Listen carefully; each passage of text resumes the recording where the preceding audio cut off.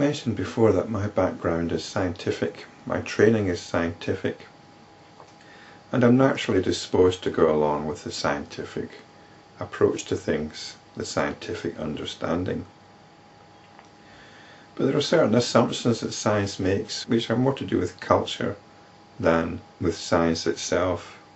Science is quite good at challenging cultural assumptions, but I think it's missed one or two, and I've pointed out some of these inconsistencies.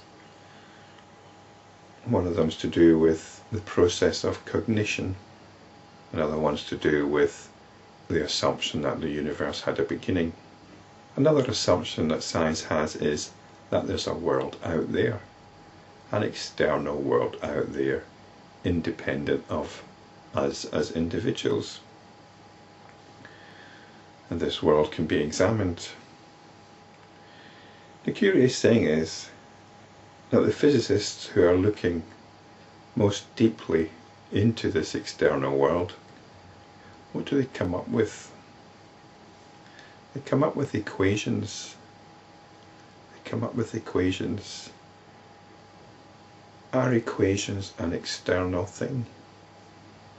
They explain the world in terms of mathematics. They explain this external world, this external material world, in terms of mathematics. This is how they understand it. For a physicist, mathematics is the underlying reality. Is mathematics external though? Or is mathematics internal? We can't really apply these words to mathematics, can we? We tend to ask the question, is mathematics objective? Is it something that comes from this external world, or is it something which comes from our minds alone? We're never going to get an answer to these questions because they don't really apply to mathematics. Mathematics is as it is. It transcends this discrimination into internal, external, objective and subjective.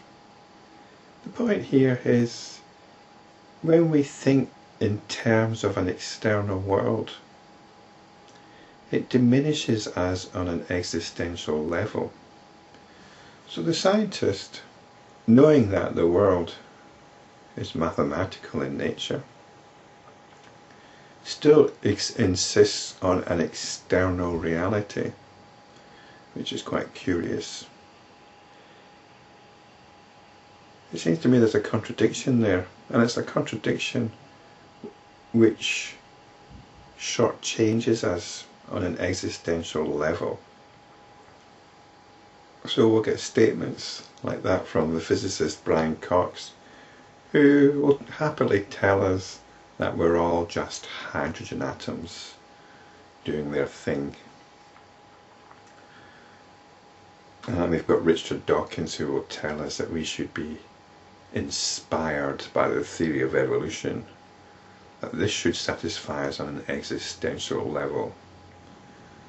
Hydrogen atoms and the theory of evolution are to do with that belief in an external reality. And we can never truly know that external reality directly, because we can only experience it indirectly through our senses. For example, when it comes to sight, we never actually see anything. We only experience the light reflected from it. So when I'm looking at this video camera, I'm not seeing it. I'm only seeing the light reflected from this video camera. I cannot truly know the nature of this video camera. This is a scientific story. It is cutting me off from the world. It's saying there's a world out there and we cannot know it. This is the contradiction of science again, of course, because science assumes that we can get to know it, and yet at the same time it's telling us we cannot get to know it. There seem to be some contradictions here, don't you think? Science tells us there's an external world. We can only ever experience that external world indirectly, thus removing us from it. And yet the reality of that world is mathematical. Mathematical is not internal or external, it's not subjective or objective, it transcends these discriminations. What's the reality of mathematics? Science tells us that it's empirical. It's based on the senses, and yet the senses can never tell us about the true nature of reality. So this is the hole that science puts us in. It cuts us off. It diminishes our essential experiencing. It's not deliberate, it's just part of its own contradictions, which I don't think are scientific. They come from fragmented cultural influences.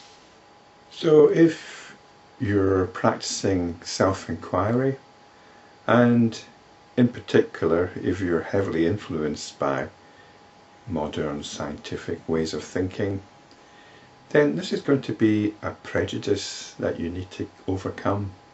This prejudice which manifests itself in the belief in an external world, and that we can never know it directly.